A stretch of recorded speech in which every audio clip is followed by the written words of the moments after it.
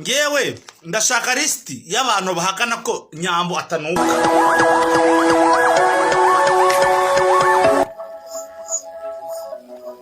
Ahangaha abaye ari wowe se wakora iki?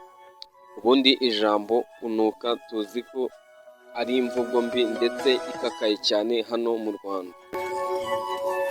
Ubusanzwe imvugo ijambo kunuka tubizi, twavuga wenda aba ari nk'umuntu udakaraba cyangwa se ufite icyunzwe cyangwa se mu magambo yoroshye twakita umwanda. None se uyu mukobwa utoshya atya ndetse kandi umukobwa ukaraba buri kanya, tuvuge ko baba baramuroze?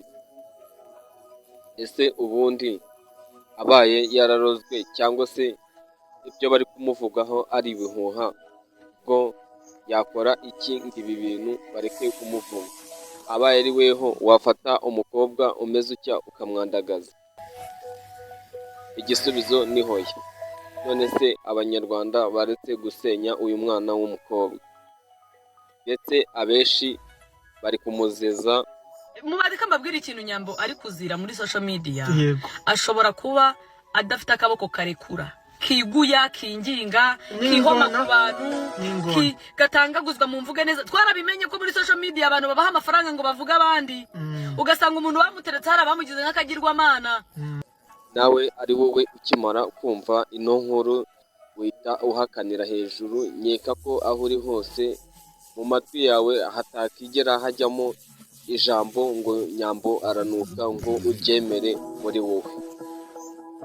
Hano icyo nakubwira cyo gusa cyo uyu mukobwa bari gushaka kuba bamusenya. Muri njyewe niko mbibona, nubwo izi nkuru ziri kugenda zivugwa hirya no hino, ariko njyewe siko mbibona. Ni nuko nshoje ikiganiro, nagira ngo ubwire ngo wibuke gukanda subscribe. Ciao.